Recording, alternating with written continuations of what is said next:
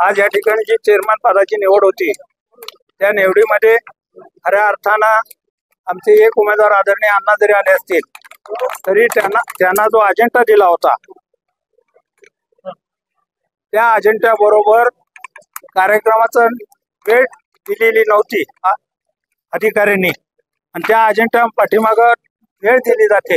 अर्ज कधी घेणार, अर्ज स्वीकारण्याची वेळ 15 मिनिटं, छाननीची वेळ 15 मिनिटं, नंतर माघारीची वेळ। आज इथे एक अर्ज आला म्हणून विषय राहिला नाही, परंतु नेहमी 2 अर्ज येतात, त्या वेळेला वेळ द्यावी लागते। हा कायदा आहे, त्या कायद्याप्रमाणे त्यांनी वेळ दिलेली अजेंडा बरोबर आम्हाला कळवलं नाही, तरी परंतु त्या ठिकाणी अण्णांनी ऑब्जेक्शन घेतलं आणि ऑब्जेक्शन घेतल्यानंतर जर आरोप म्हणत असतील किंवा ऑब्जेक्शन नंतर आले आणि आत्ता आम्हाला पत्र मिळतंय कारखान्याचं की 3 वाजून 15 मिनिटापर्यंत अर्ज स्वीकारणे, 3:15 ते 3:30 छाननी, 3:30 नंतर उमेदवारी आणि 3:45ला 3:30 नंतर माघार आणि 3:45ला उमेदवार डिक्लेअर करणार। हे टायमिंग त्याच्यामध्ये दिले, वास्तविक हे अगोदर दिलेलं नाही, म्हणजे हा फ्रॉड आहे।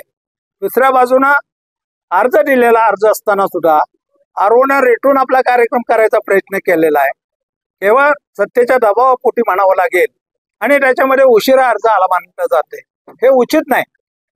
अगोदरांना जाऊन सभागृहात बसलेले आहेत आणि असं असताना जे कायद्याला धरून आहे ते व्हावं। अर्ज दिलेला आहे आणि आपण सगळे इथं होता, अण्णा काही उशिरा आले नाहीत मिटिंगला, अर्ज उशिरा द्यायचे कारण नाही। आणि दुसरी गोष्ट, त्याच्याबरोबर केंद्र सरकारने कोड ऑफ कंडक्ट म्हणून आहे मिनिस्टरसाठी, केंद्राच्या आणि राज्याच्या यांच्यासाठी एक कोड ऑफ कंडक्ट आहे, त्याच्यामध्ये त्यांना चेअरमन होता येते का नाही ते सुद्धा लिहिलेलं आहे। जर केंद्र सरकार काही गोष्टी खरेदी करतं देतं ते त्या मिनिस्टरचे संलग्न असतील विषय तर त्याला त्याच्यामध्ये सहभाग घेता येत नाही। साखर उद्योग हा साखर केंद्र सरकार खरेदी करतं, त्याच्यावर त्यांचे बंधनं आहेत केंद्राची आणि राज्याची। असं असताना या ठिकाणी चेअरमन होणं ही बेकायदेशीर आहे काय, आणि म्हणून या ठिकाणी कोणत्याही परिस्थितीमध्ये आज उपमुख्यमंत्र्यांची झालेली निवड ही बेकायदेशीर आहे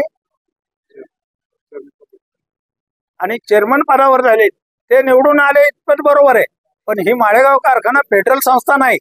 73D कलमाप्रमाणे त्यांना चेअरमन होता येत नाही आणि 73A 8 आणि 9 या 2 सेक्शन प्रमाणे ही त्यांना ते माळेगाव कारखान्याचे अवर्ग सभासद नाहीत, त्यांनी कधीही ऊस पुरवठा केलेला नाही आणि ते ज्या संस्थेतून आलेले आहेत प्रतिनिधी म्हणून त्या खरेदी विक्री संघानं सुद्धा कधीही माळेगावला ऊस पुरवठा केला नाही। त्यामुळं या कलमाखाली त्यांना चेअरमन होता येत नाही। यांची चेअरमनशिप आज डिक्लेअर केली त्यांनी तर बेकायदेशीर आहे आणि ती बेकायदेशीर चेअरमनशिप करताना पुढची भूमिका आम्ही डिक्लेअर करणार योग्य वेळी जयदीप, परंतु या पद्धतीने जणू काय 20 निवडून अवर्गातनं आलेले उमेदवार आहेत, एकही त्याच्यात पात्र नाही का? आणि हे झालेली निवड बेकायदेशीर आहे एवढं निश्चित।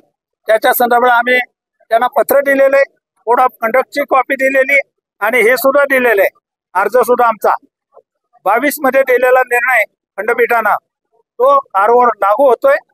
त्यांनी कंटेम्प्ट ऑफ कोर्ट केलेला आहे, म्हटलं तर काय वावगं ठरणार नाही।